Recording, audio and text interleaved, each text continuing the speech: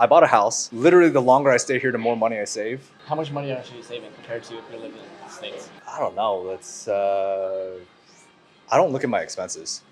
Like my monthly expenses in Da Nang is less than just rent in LA. Where are you? Hey, I'm full Vietnamese now. I got my visa.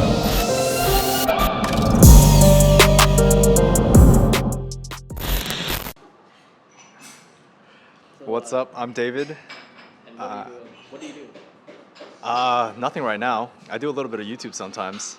Well, my wife's family's from Da Nang, and about 2 years ago, we decided to kind of do the digital nomad thing. We just wanted to travel, and we're kind of at that age where if we don't do it now, once we have kids, it might be over. Like we might not be able to do this again. So we're traveling with our dog. So we have a 50-pound, is it 50 pounds? About 50-pound husky. So we're definitely, yeah, from the States. So we're slow traveling. So first we ended up in Korea, and we thought we were going to be there long term. So our idea was we're going to have one country as our home base, and then we're going to like hop to other countries and just like visit as many countries as we can. I had some visa issues in Korea. I got kicked out of Korea. We decided to come to Da Nang because Kim's family's here. They're still here. And we've been here ever since. Started out like my first couple years off college on Wall Street, so I started out in a finance background. This was during the whole tech wave. All my friends were leaving investment banking, trading, hedge funds to go work in Silicon Valley. I ended up in LA in tech, and yeah, that's what I've been doing this whole time. The last couple of years I've been traveling and doing things remotely. Now we're chilling in Da Nang. What did you know about Vietnam coming in? So I visited once. Okay. So my first visa run from Korea, so you have to do visa runs in Korea too, every 90 days if you're a foreigner. And the first visa run, we came to Da Nang. So it was just a trip. I think it was like 10 days. It was a pretty good length trip. Yeah. So I got a sense of Da Nang already. The funny thing is during that 10-day trip, I never came to like Antung, Nien area, so I never saw the like expat community. Yeah. But I saw like, can I cuss on this? I was about to say a ton of Koreans, but like I like, Sure, bro. I was like my brain was processing. Demonetized. A lot of Koreans. I mean, a lot of people. The funny thing is, I see a lot of Westerners come here and they complain. They're like, "Why don't they have English signs? They only have Korean signs, right?" And I'm like, "Yo, this is Vietnam, man. There's no obligation to have English signs. Yeah.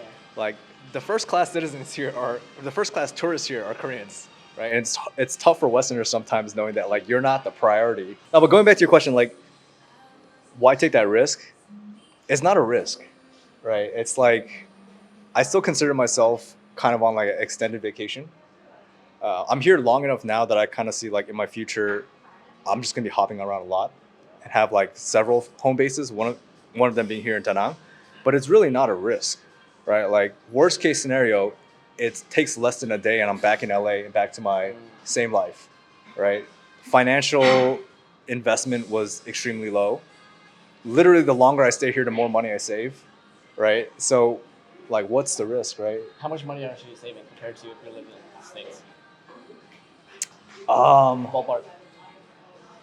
don't know. I don't look at my expenses.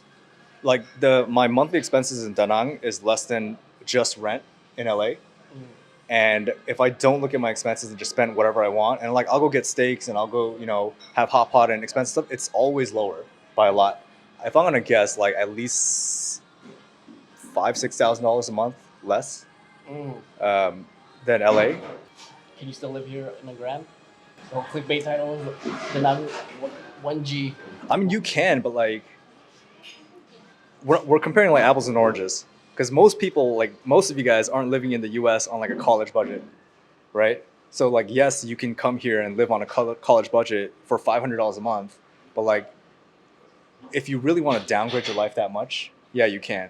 So if you're already living like paycheck to paycheck, college budget, counting every dollar in the U.S., like let's say LA or like New York, like a big city, then yeah, you can do the same thing here in Da Nang. But a lot of people are like retired couples and they want to enjoy like the beach life and like live it up and really like take advantage of that that like dollar arbitrage. Then Purchasing power. yeah, $1,000 is gonna be tough. Like what I'll say is on the high end, it's almost the same price. You can't live like a king on 1,000. Yeah, it depends what kind of king. But like a nice steak here is like the same price as a nice steak in the US, right? So if you're starting to get into that top range, like even like Uniqlo, it's the exact same price as the West. Hi, sorry, Zia, watch your YouTube channel. Oh, hey, David. Asia. Nice to Bought a house. Was that clickbait? Yeah, yo, people got pressed. Some people got really pressed. We were like, I'm unsubscribing, and you've lost my trust. Wait, so you didn't buy a house? Dude, I bought a house. It's like, okay, if I buy a car, Yeah. and it's like let's say I don't have the money for this, but let's say I buy some like spec car, right? Some spec Lamborghini, and it's gonna get here in 6 months. I still bought a car, right? So I paid the architects, or I bought a plot of You're a land. foreigner. You can't buy land here. Oh no, we actually bought it. Oh, you did? Yeah, so there's under some- Kim. Oh, okay. So- you're what? You're a partner. Yeah, so my wife's Vietnamese, so we actually bought the land. And so we bought the land, but people were mad because they said, like, you didn't buy a house, you bought land. I'm like, what the is the same shit? But anyways, it's different maybe. 70% of the Yeah, maybe it's different in Vietnam. I guess that's something I realized, like, most people will buy land or they'll buy a house and tear it down and then rebuild, right? Like, the houses here aren't really meant to last, and then the value of the house is so much less than the value of the land. That it's just common, right? You buy a piece of land, I hired an architect, we pay for the supplies and all that kind of stuff. Now we just got to build it, right? How much did you pay? It was about 150 grand for the lot. Well, okay. We're quoted about 50 grand for the house, but I think we'll probably be close to like 70 to 80. So you're looking at 200-ish. Yeah, maybe 220, Investment? 230 all in. And is this gonna be your home? You're gonna rent this out? You're gonna be one of your future? We're definitely not going to rent it out. Yeah. So it's in our family neighborhood. And part of the reason was just to like get more like territory in our family neighborhood for, the clan can like expand our reach in that neighborhood. But it's mostly also for Kim's grandparents who want to retire here in Da Nang. They're in San Diego. Oh. And they grew up on that block, right? So literally right across the street from us was their house, and then they gave it to their nephew when they left, like 50 years ago, and they still have the house. And if you go down that street, it's like every other house is someone in the family. So it's more of like a family asset to keep. We're never gonna rent it. We might live there. I think like 60% chance we live there. Yeah, and then it'll just be like home base here. So if we're in the future, if we're back in LA, we have kids, whatever, and we want to spend 2-3 months of the year here in Da Nang, like that'll be our house. So let's talk more about you. So everyone thinks you're just a YouTuber, but you're more than just a YouTuber. YouTube is just your little side project. Yeah, I'm a really bad YouTuber. You're a fan, bro. You just said hi. I know, it's crazy. Yeah, I mean, I honestly put like an hour, 2 hours a week into YouTube. I want to put in more, but it's getting harder. Yeah, I mean, I'm kind of in an exploratory phase. I feel like Did you all want to digital niche in nomads. Vietnam content, or do you want to use like something completely like off the grid? I mean, I'm trying to decide. I'm like spreading like wide. Like I'm looking into like real estate, and I'm not a real estate person. Obviously, my expertise is in tech, so I'm looking at software and apps and these kind of things. I've thought about this. I've had like 3 or 4 different ideas for Vietnam, but it's a completely different market, right? I don't understand the government here. I don't understand the market conditions. I don't understand the laws, and I'm learning them. And the more I'm learning, I'm like, I'm not sure if I can pull off doing a startup here. The tech scene is completely different. Investment profiles are completely different, but it's still a possibility. Like I've looked into like tech platforms for Vietnam. I've actually met with the government here in Da Nang like 4 times. So we're doing like a tech program here in Da Nang for a founder residency. So that's in partnership with the city. And they're kind of like pushing me to do some more programs for Vietnam in general. So there's potential, but again, I don't know. I'm just experimenting. I'm trying a lot of different stuff. I'm building different apps, different websites. Yeah. What do you advise for someone to come here? Like, what's the worst thing you can do, and what's the best thing you do? Damn, advice. I don't really have advice, man. Like it's cliche, but like just do it. Like just do it. Like it's. So you're telling me I have no savings. I'm like 25, 6 figures in debt. I'm just gonna come to Vietnam.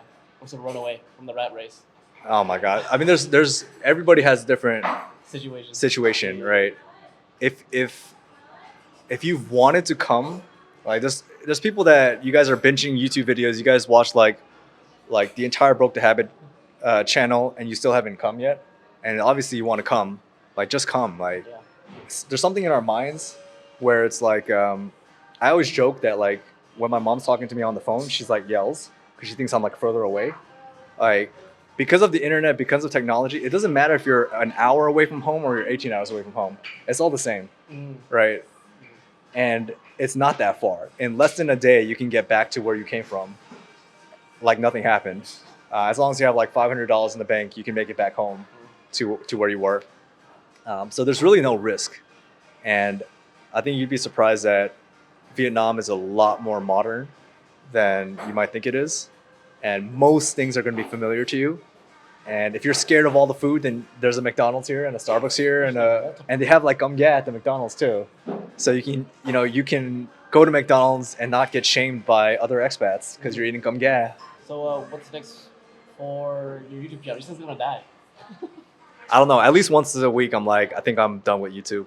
Yeah. But I've been saying this for like 6 months now. I want to make good videos, and right now I think I'm making like half-ass videos, or like quarter-ass videos, and yeah, I'm trying to figure things out. It's fun, but I can't really justify like the time, even though it's not a lot of time. Grateful for how fast the channel's grown in the short amount of time, and I know that like a lot of people that are living full-time in Da Nang are thinking that like, man, if I had a channel, I could live full-time and work 1 day a week. Like that's a dream, right? You can, right, off your channel. Yeah, And I can. here. I can in Da Nang. Yeah, probably. Can you share with the audience ballpark how much the YouTube? About like 2,500 Yeah. a month. I don't really take sponsorships, but if I did, like it'd be much higher.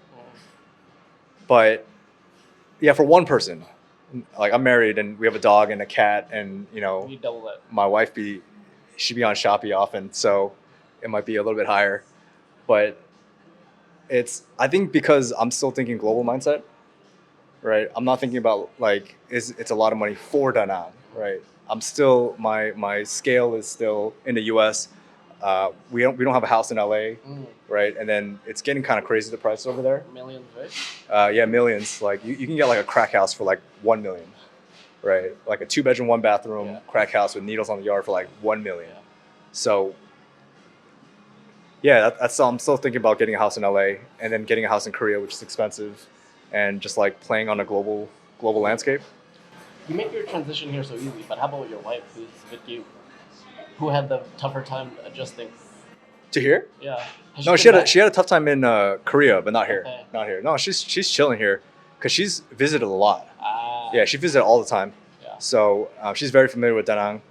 I feel like I go out more than her now, so I'm like more familiar with Da Nang than her. Out as like partying, or what are we talking about? No, just like during the day, because she goes to an office. Okay. She works here in Da Nang. Okay. So she's like a 9 to 5, Monday through Friday.